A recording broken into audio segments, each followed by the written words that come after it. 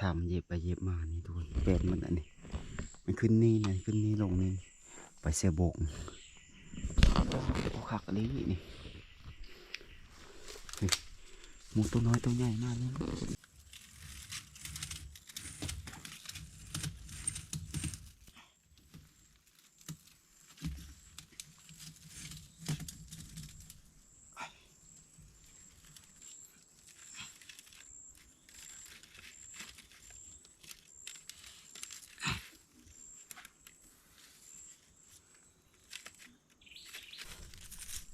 เดี๋ยวทองสิเอาขี้ตมถมบริเวณปากนี่ทุกคนพอดีหน้าห้อยมันเย็บบางตัวก็ลิแถวพี่ทั่วลามก็เย็บนี่ทุกคนขึ้นนี่เก่งมันน่าจะลุกลงขี้ดิน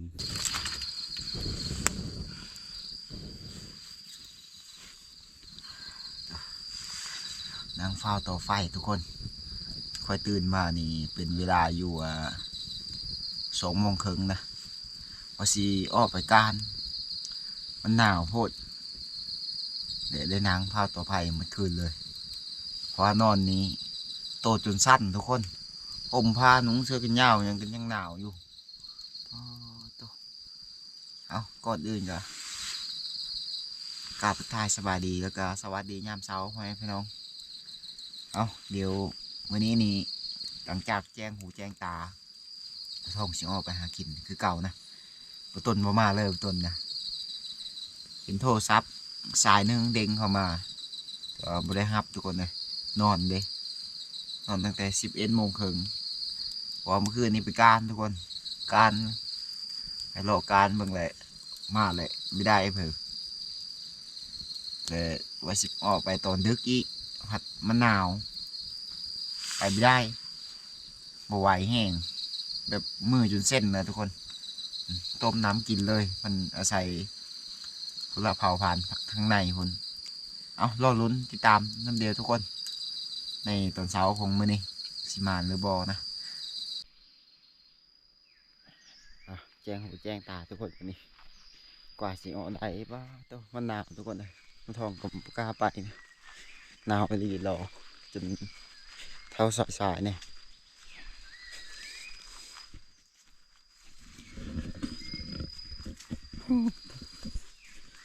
เดี๋ยวนะครับเลาะบนกองก่อนนะอย่าจะผู้ชมครับหนาวหมด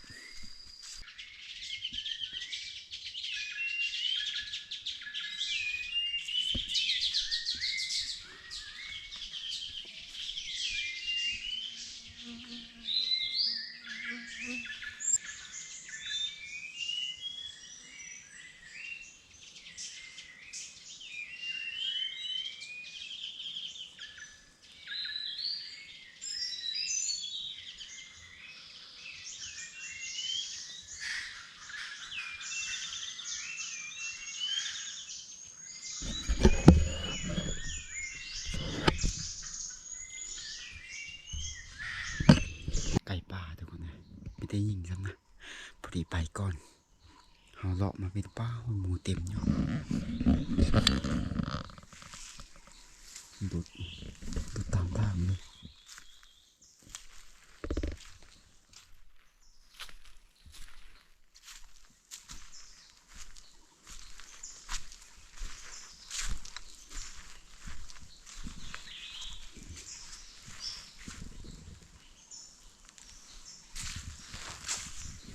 หมูทุกคนเลยบนลักษณะห้อยเป็นแพทย์มันดูไป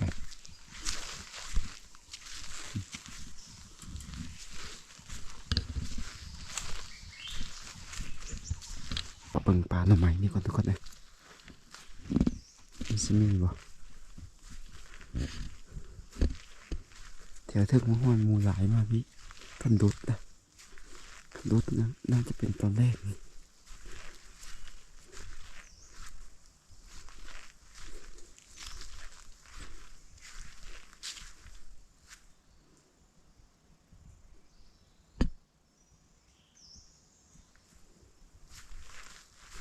ทุกคน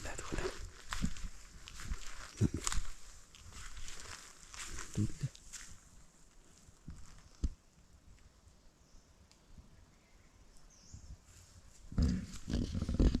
รีวทองเห็นบอนเด็ดเลยทุกคนเลยบอนที่ใส่กับดักนะเข้ามาเบิ่งเสือทรงนั้นนะมันพทันดุดพทันแมบมาเนี่ยมันปุยมันลงคุปีได้ตามพระทองสังเกตนี่พรีพระทองมาปีก้อนๆพวกอะ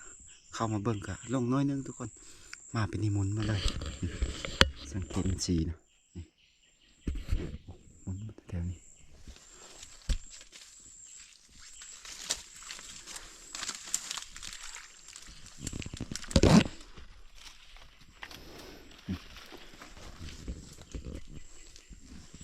ลึกมันเห็ดนะทางตีนหน้าบกอีก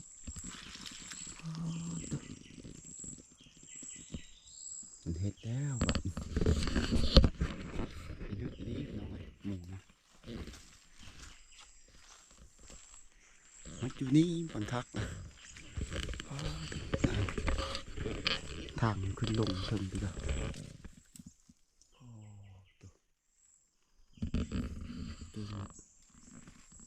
ทองสิไปสิเอาเหี้ยวมาใส่ทางพี่ทุกคนเลยทางนี้คือมีลายทางมีลายแถวนี้นะขึ้นท่านเลย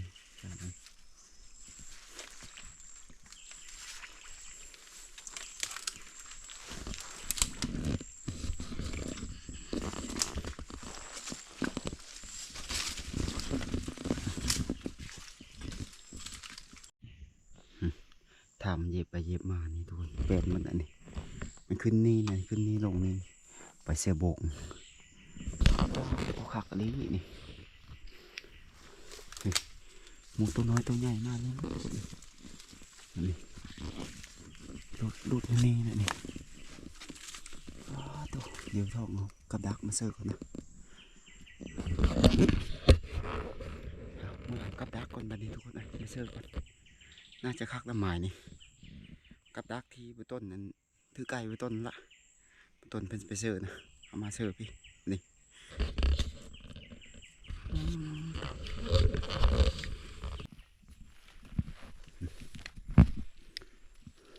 คักแล้วบัดนี้ทุกคน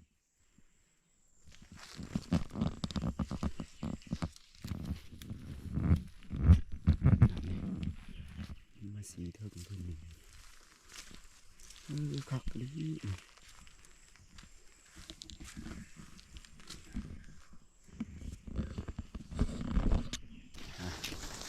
กัดแต่เอาเหี้ยวก่อนทุกคนเลย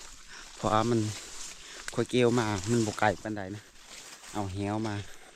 กลับไปใส่อยู่ฮั่นใส่บนที่เฮาเห็นเมื่อกี้นะ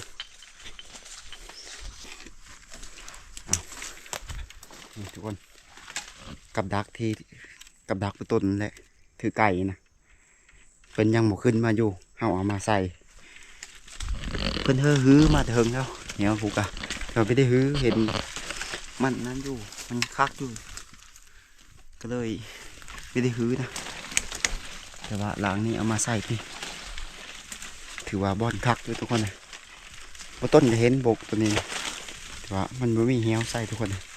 มันน้อยเหี้ยว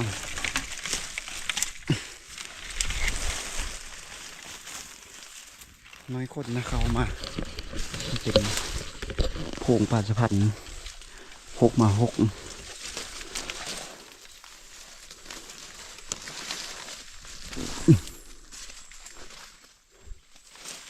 มองนี้กันเลยตอนนี้หมูก็เที่ยวเท่าไรทุกคนเลย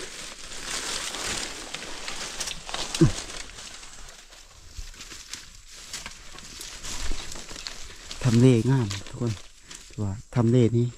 พักกระมูนะทำเล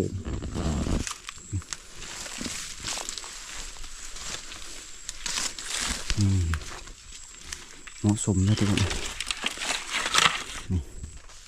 เพราะว่าน่ะนี่โบกมันนะมีแต่โบกมันทั้งมัดมันถูกไปถูกมาอยู่ในห้องในผู้คือค่อยบอกแล้วทอกสิว้าวสิเฮ็ดใจมองหนีได้ทุกคนนะเฮ็ดใจมองนี่แถวบริเวณแถวนี้แหละเพราะอันนั้นเป็นทางขึ้นมันแล้วนี่เดี๋ยวสิมาเฮ็ดใจทางขึ้นมันนี่ทุกคนนะหมูเสือมีแต่หมูตัวน้อยนะขึ้นนี่หมูใหญ่ดอกขึ้นผู้ เฮ็ดใส่นี่ผัด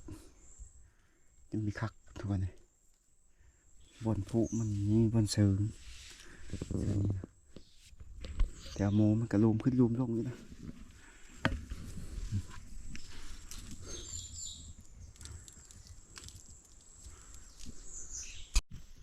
หมูมันเย็บตลอดตอนนี้ทุกคนมันปุ้ยอยู่นั่นนี่มันต้องขึ้นมานี่ก่อนส่วนลายนะเดี๋ยวทองสีเฮ็ดใส่มองนี้แล้วนะสีเฮ็ดใส่นี้เลยสิมัดใส่กรงไม้แถวนี้นี่จัวยู่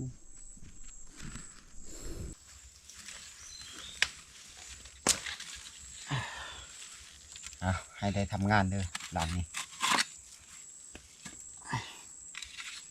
สีใส่นี้เลย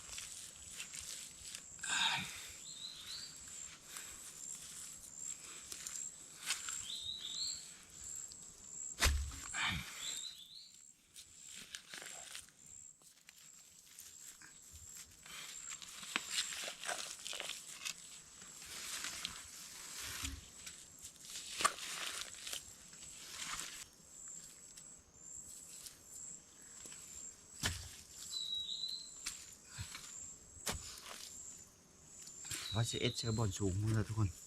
แต่ว่ามันย่ามันดีแบบมองอื่นแมพนี่มันขึ้นนี่เอาสบายเลยเอาแบบจุดต่อเลย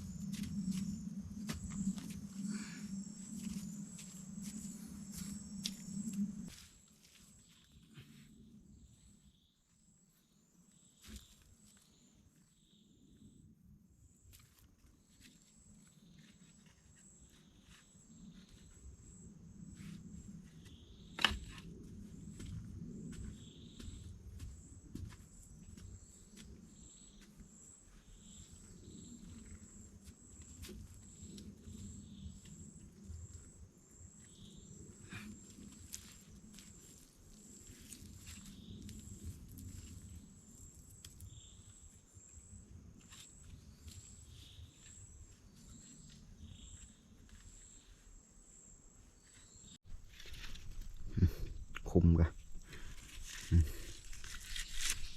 เลิกเลยตื่นทุกคนนี่น่าจะโอเคอยู่นี่มันสิลงตลอดนะหมูนี่ทิศละเธออย่างบ่ได้ครับเฮาเบิ่งมันเก่งตลอดนะทุกคนเลยอีกตัวหนึงกับตัวหนึงลงนะมันเป็นผูกเลยมันมานะ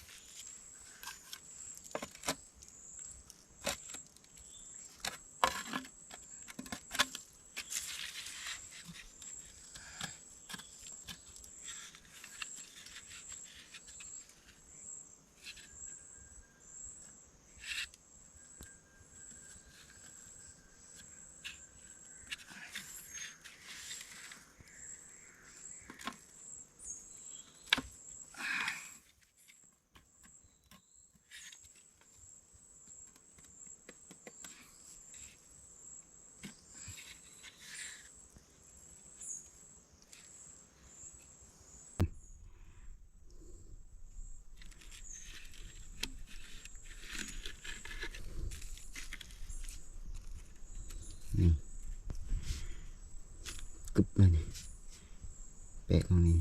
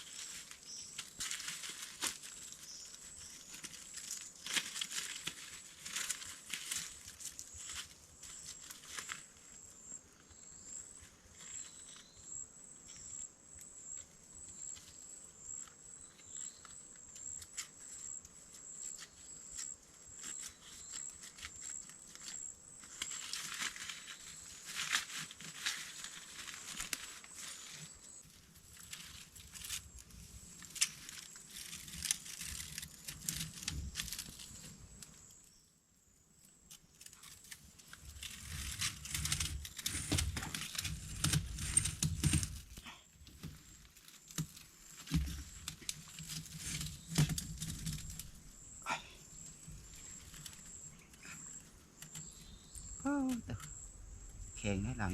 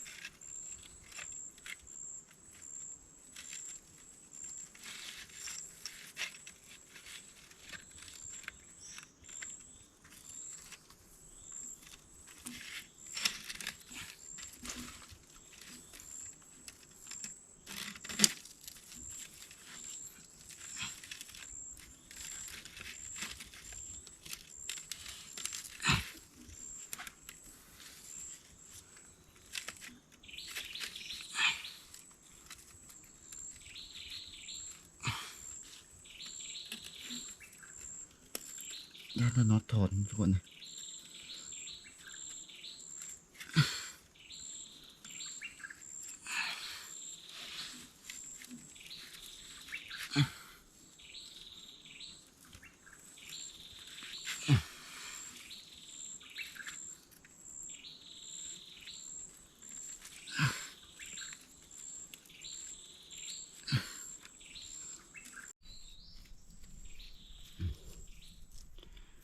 ถมหมด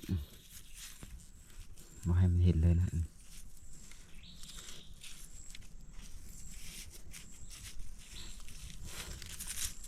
เดี๋ยวเราสิเอาขี้ตม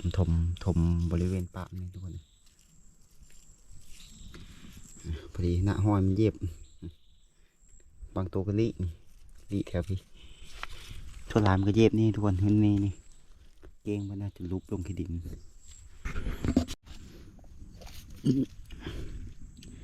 เรียบร้อยทุกคนนี่ตามที่ไปทอกเซอร์มากะเท่าหลังนี้แหละคักกว่าหมูนะแต่ว่าโหสิมีเปอร์เซ็นต์สำหรับทุกคนลักษณะมันตรงแนบนี่โอเคนะเคยไม่ผูกอะจักสำเร็จตัวคือนี่ก็เราจะผูกใช้กรงไม้ใหญ่นะไม้ดอกทุกคนเลยมันพออยู่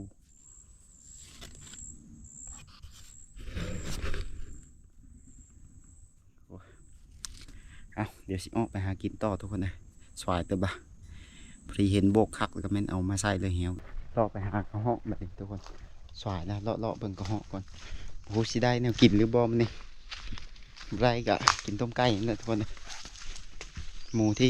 ลงแม่โบกนะหมูที่ดุดอยู่ปากสระนี่ทุกคนนั่นแม่นละหอยมันแถวนี้นั่นนี่ตุดแถวทางนี่แม่นมัดลงโบกนี่มัดโบก3-4โบกอยู่มองเดียวนะจะเป็นน้องควายเน็ดนะเอาตะเวนตะพุงน่ะสวยนะหาจอบบนกระหอกก่อนขาดสิเจ็บทุกคนเลยโอ้ยย่างตามทางเตะไม้บั่น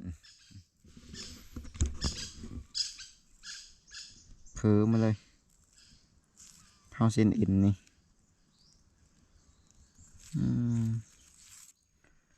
เกือบไม่ได้เรื่องไม้มันงอขึ้นทุกคนเลยเขาจิตอยู่ทางยังความผัดบีวิต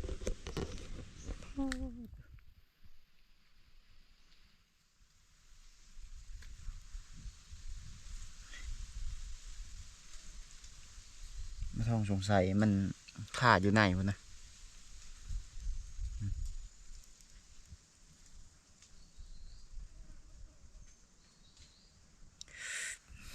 ปลุยไปปลุยมาอยู่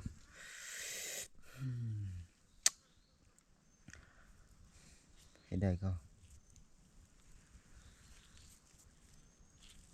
ตัวนี้โบคัดบออย่างทุกคน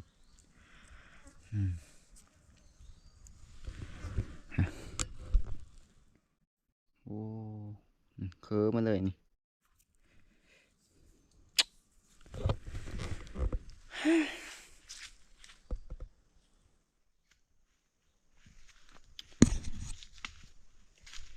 สัมพ่อมันหนาวทุกคนแต่ที่มันหนาวห้องเลย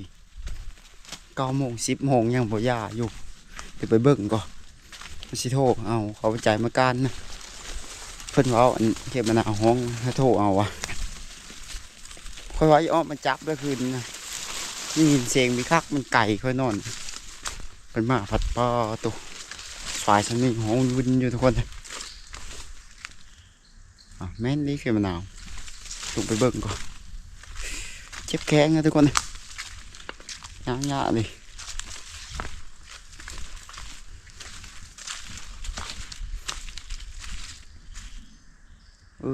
ห้องวินอยู่คือมันหนาวนะ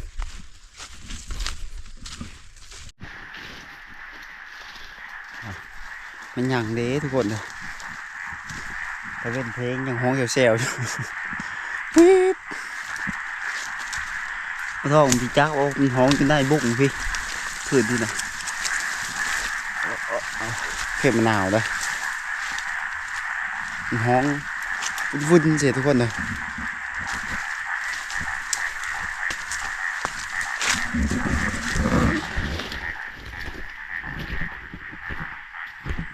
นี่เป็นบุ้ง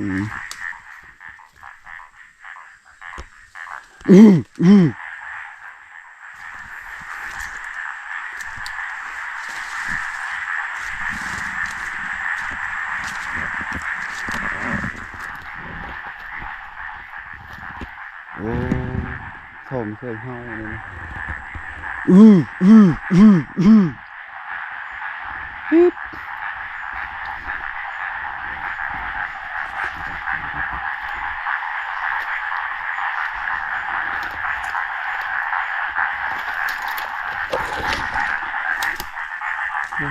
ปลูกเนยไข่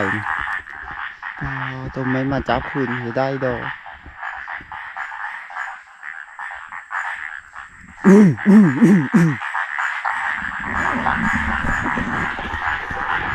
ห้องตามบุ้งทุกคนเลยบุ้งนี่ห้องย้ายบุ้งตลอดทุกคนเลยอันนี้เป็นบุ้งนองค้าทุกคนเลยก็มีเคยห้าวดงนี่นะโอ้ยที่ชิโต้เฮ้ย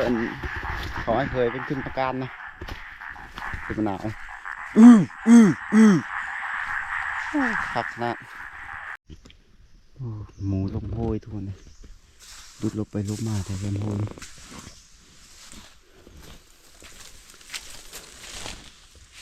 มันนี่ไรเห็ดเสานี่มาสายพวก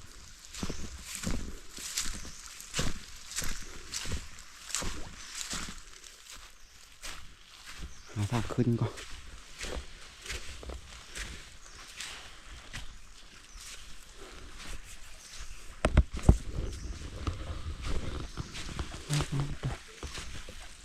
หมูเห็ดมันมุนอยู่เลย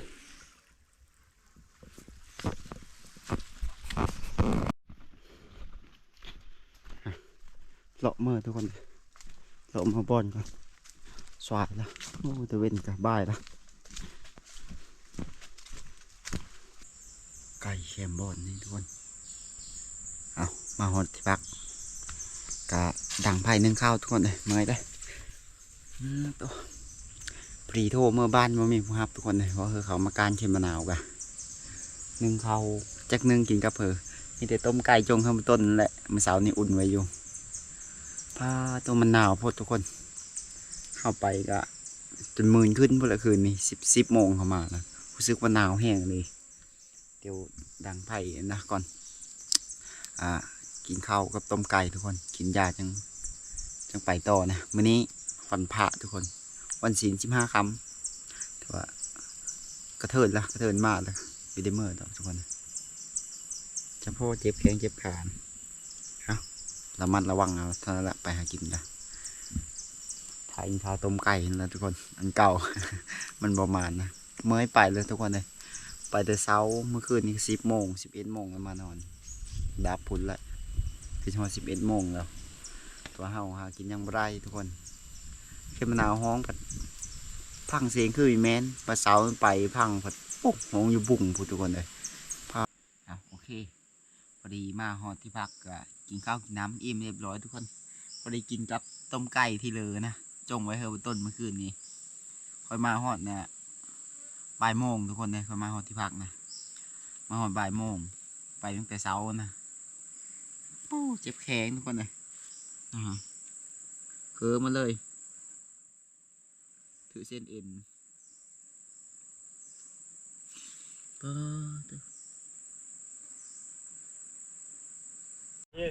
อันนั้นแหละถือไก่แล้วเดี๋ยว รางห้างนะ นี่เลย รางในพอดี รางแค่รางใน สองรางเงี้ยนะ มี2 รางเปล่ารางอยู่ในบ่เราทิศโหดุดนี่ คืออันนู้น แบบนั้นแล้ว รางห้างไงมี จะได้มีจัก ห้าประกบกระบอกแล้วก็มีไม้เนื้อกันดิ จะได้ เนื้อแค่บีแข้งไงเลย อันนี้อยู่ในพวกเขาเอารางแค่ป้าจะพันพวกถือไก่นะ คือละ